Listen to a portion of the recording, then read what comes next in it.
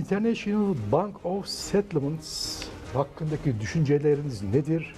JP Morgan, Bank of America, Wells Fargo, Citigroup, Goldman Sachs, Morgan Stanley gerçekten dünyanın devi midir? Arkasındaki güç kim ve ne istiyorlar? Bankaların pozisyonu ne dünyadaki savaşlarda? Wow. All of the investment groups and banks that you mentioned are very, very powerful, and what they want is to control the world, nothing less. And they've been working to do that for a long time, and they work very closely with the big oil companies, the big chemical companies, all the other big corporations, what I call the corporatocracy, to create a global empire. And they've been pretty successful. So for the first time in history, we really have a truly global empire. It's not an American empire, it's not a national empire, it's a corporate empire. These big corporations are controlling the planet, are trying to, and there's increasing resistance going on. So they haven't quite succeeded. No empire has ever totally succeeded. There's always resistance, and usually the empires collapse. So I think we can expect that this one probably will too. But this is their intent. And the big banks, the big investment houses are, in a way, the catalyst, the guiding power behind this move. Other corporations are also very much involved. Big agribusiness, the big oil companies, the big chemical companies, some of the big merchandising and retail companies. But the driving force always is money. And so the big investment houses and banks have a tremendous amount of power here. And truly, their goal is nothing less than creating an empire. And I was part of that as an economic hitman, the idea being that we could now, for the first time in history, create an empire without using the military for the most part.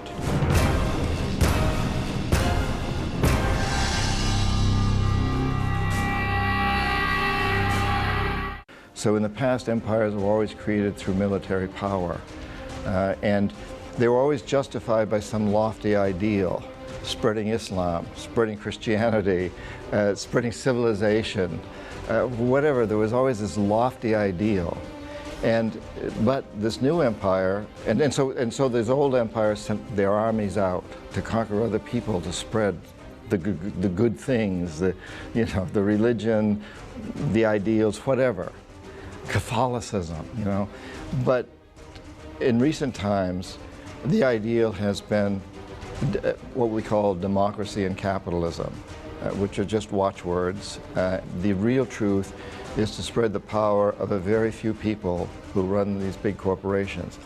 And as we saw a couple of weeks ago, the news came out, it was very highly recorded in the United States, I don't know about Turkey, but that 85 individuals own more assets than half the world's population.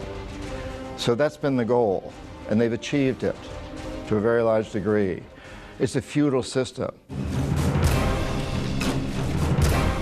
It's like the old castles, where the lord sat in the castle and he had a few knights, and below him were all the serfs, the bourgeoisie, the bourge people, the people who lived in the bourges. And suddenly the lord of the castle told these people who've lived on this land and farmed the land and made things from the land for years, they were suddenly told, you don't own the land. The Lord owns the land, and He'll let you use it, but you've got to give 80% of all your produce to the Lord. If you don't, His knights will come in and kill you, or they won't protect you from the knights from the other castles who will attack you. We're experiencing that same system today. But today, the castle is the world, and there's a few people who are sitting on top, and they're saying, hey, we'll take care of you. We're the Lord. You're all bourgeoisie, but pay us taxes, work for us for very little pay, give us your resources, and if you do that, we'll protect you. From who? Basically protect you from us. And I think the world is beginning to wake up to this now. The banks that you mentioned are sitting at the top of the castle. And, we're beginning to wake up and we're beginning to chip away at the castle. That's what... Türkiye'ye gelen ekonomik tetikçi tanıyor musunuz? No, I never worked in Turkey personally. I worked in Iran, I worked in Kuwait, I worked in Saudi Arabia, I worked in countries around here, but I never worked in Turkey itself. And so I have no personal experience. I have no doubt that there were a lot of economic hitmen here, and still are. And jackals too, probably, but I personally cannot speak to that because I don't have any personal experience in this country. My only experience in this country has been very pleasant. As a speaker and as a guest and as a tourist and as somebody who comes to conferences, but I have not ever worked here as an economic hitman. Kemal Derviş adı size neyi çağrıştırıyor? I'm not sure who that is. Ankara, Arap sermayesinin akışını Londra'dan Türkiye'ye çevirebilir mi? Difficult. I think you can siphon some of the money off and have it go to Ankara, but let's face it, I mean, the British have such a long history in the United States and Europe here that it's certainly a tug of war, and you know how much of that capital can Ankara get, I really don't know. But I will say this, I think it's well worth trying. I think the balance of power needs to switch. One of the great things 2.5 years ago when I was first here in Turkey that I kept hearing from other people from the Middle East is that Turkey was a model. Turkey was serving as a model for so much of the Middle East. I think that's been hurt recently by the scandals that have occurred here in the current administration. The corruption and the demonstrations have in a way upset that balance, at least temporarily.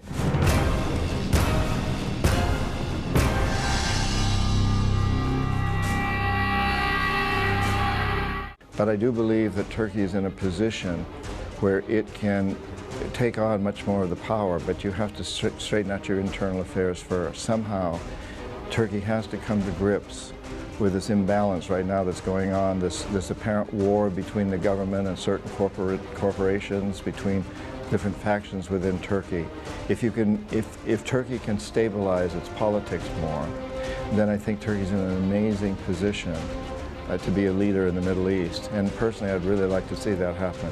It's been way too long that London and other parts of Europe and the United States have had way too great of an interest here in the Middle East and too much power. The power needs to switch to the Middle East, and I think Turkey would make a wonderful place for that to happen.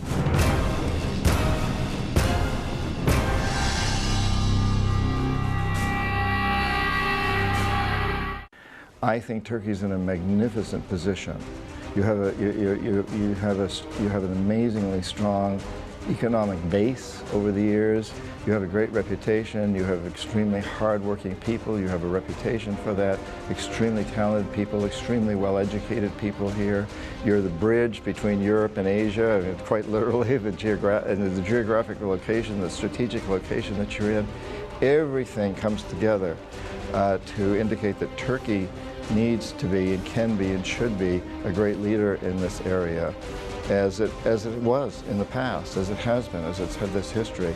But in order for that to happen, Turkey's going to have to straighten out its own internal affairs.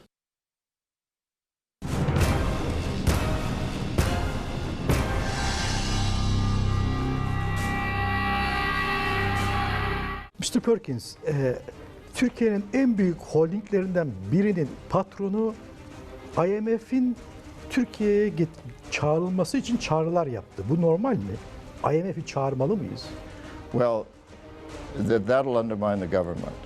So Koch is asking to get the IMF involved because getting the IMF involved will undermine the government. The IMF is a robber baron. The IMF comes in as a last resort, basically. You know, the IMF is going to ask Turkey to sell off more of its public sector industries and businesses. You've already done this. You've sold off your communication system and your liquors and so on and so forth. Privatization. The IMF always wants privatization because it wants the big corporations to come in and take control.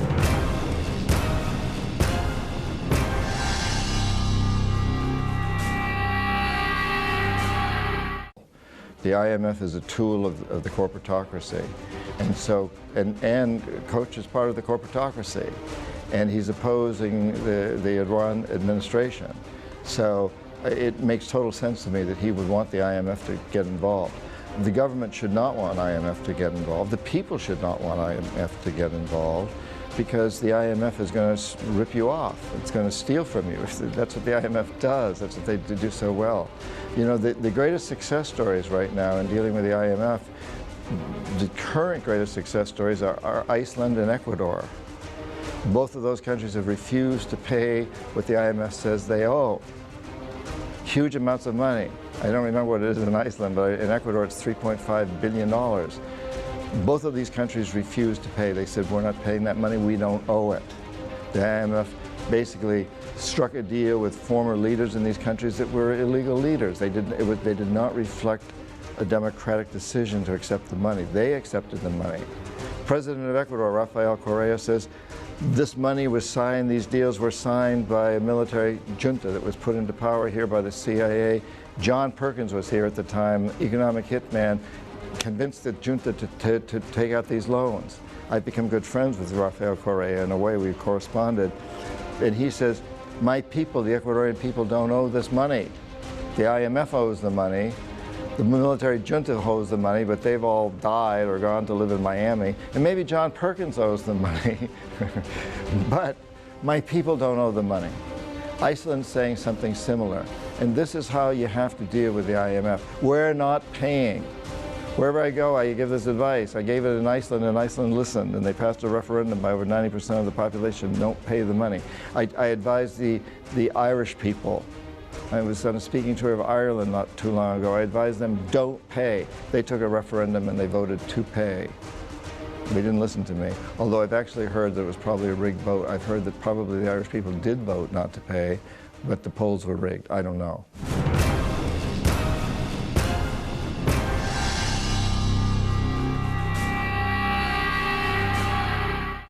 My advice to Turkey is don't take on any IMF loans. Don't take on any World Bank loans. And don't pay your debts if they're taken on by people that don't represent you, the people. The only time loans like this should be taken on is if the whole country agrees in some vote. Almost never will a country agree to that.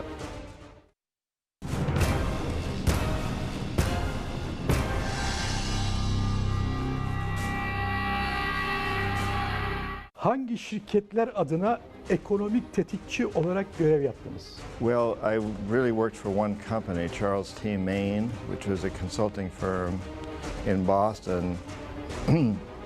We had about 2,000 employees. My title was chief economist. I had about 50 people working for me. And we were a very powerful consulting firm, but not well known at all. We were very undercover, so to speak. We were legal, but we stayed out of the limelight. And as a consulting firm, we worked for many other corporations, but a lot of my work was for the World Bank, the International Monetary Fund, the Asian Development Bank, the Inter-American Development Bank, and a lot of big banks. Peki dünyaya egemen olan finans baronlarını, patronlarını ne zaman fark ettiniz? You know, it's interesting because when I went to business school and studied economics, you know, we studied classical economics, supply and demand curves and all of this sort of thing. And I believe that I was taught that a way to help a developing country develop was to invest a lot of money into infrastructure, power plants, industrial parks, highways. Then when I got out in the business world and started doing this, at the beginning I believed that was all correct. But the more I got into it, the more I understood that really what it was about was creating a new type of empire that was run by big business barons, what we call the corporatocracy. But that wasn't ever taught in schools, and it still isn't. I had to learn that from personal experience, so I did it as I was on the job. I began to understand that these loans that we were making to these countries really weren't helping the countries at all. They were helping our own businesses, especially some of the big wealthy families, the famous 1%, which is really more like 0.0001%. And they were not helping the people in these countries at all. They were just a few wealthy people that were corroborators with the 1%, with the corporatocracy. But that's never taught. And I had to dig beneath the surface to really understand that.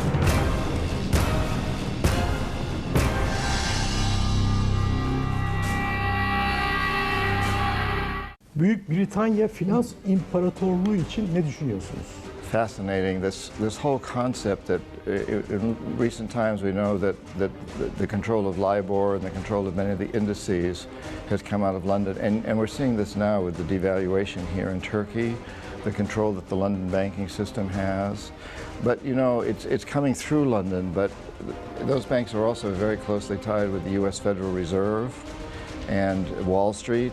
So there's this very tight family there of people that control the big banks, whether it's in New York or London or Hong Kong in the past, you know, Tokyo. There's this system, and it seems to these days be funneled through London more than anywhere else. But that's just, to me, I believe that's just the funneling point.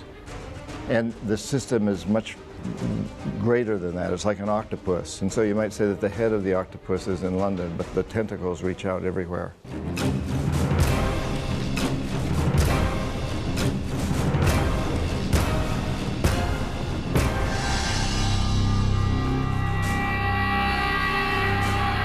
İngiltere eski başbakanı Tony Blair neden ben Katolik oldum dedikten sonra istifa etti? Orada bir mesaj mı vardı? Well, I think it's hard for me to speak to that because I don't have any personal experience there. But I think Blair, in a way, overextended himself. He made some tactical mistakes, and at the same time, things were falling apart around the world. We had the recession going on, and I think, in a way, I believe that Blair got burned out. I think he had enough, personally. I think he was ready to get out. And I think the announcement of him being Catholic was part of his plan just to make himself less attractive. I really think Blair was tired. I also think there was a lot of pressure being put on him to get out because he'd become quite controversial, maybe a little too controversial. Rockefeller ve Rothschild aileleri sizin için neyi ifade ediyor, neyi çağrıştırıyor? Well, we know that they've been very powerful for many, many years and continue to be very powerful. I am not a person who really buys into the conspiracy theory, the Bilderberger theory, this theory that there's a few people that control everything. I know the Bilderberger group exists, there's no question. They have a lot of power, there's no question about that. But I believe that the system is a little bit more complex than that. So while the Rockefellers and the Rothschilds do have a great deal of power, including controlling a lot of the banking interests and being involved with the Federal Reserve in the United States, I also think that a lot of the power simply comes from the fact that corporations today, all of the big corporations, are driven by this one policy of maximizing profits regardless of the social and environmental costs. And they don't actually have to get together and conspire, the heads of the companies don't have to get together and conspire to do anything illegal. There doesn't have to be a conspiracy. But what happens when any law is threatened to be passed in any powerful country, or in any country for that matter, the corporations come together. So Nike and Reebok may compete for our dollars in the store, but if there's a law that comes up, whether it's in Turkey or in the United States, that threatens their ability to maximize profits, they become partners. And they bring their lobbyists to bear, and they bring their money to bear to make sure that law doesn't happen.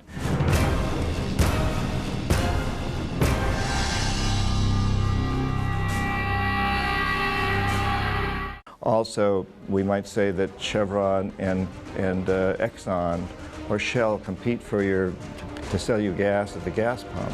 But if there's a law that's threatening their profits anywhere in the world, they'll all come together and organize. And I think it's very interesting, in the United States in the last few years, we've had what we call stalemate in Congress, where Congress can't vote on anything. That's intentional. So the big corporations and the corporatocracy finance both the Republicans and the Democrats. And they tell the Democrats to vote yes on a certain bill, and they tell the Republicans to vote no, knowing that if they do that, there will be no passage of any new laws. The existing laws favor the corporatocracy, so to a certain degree, the stonewalling, the stopping any passage in Congress of any progressive laws works to their advantage. They want that to happen. They want our Congress in the United States basically to be impotent, emasculated, to not have any power, to not be able to make decisions, because right now the laws favor them and they don't want to see that change. And go on further to say, I think we're seeing something similar in Europe, that the big corporations do not want a strong European Union. They do not want a strong European Union.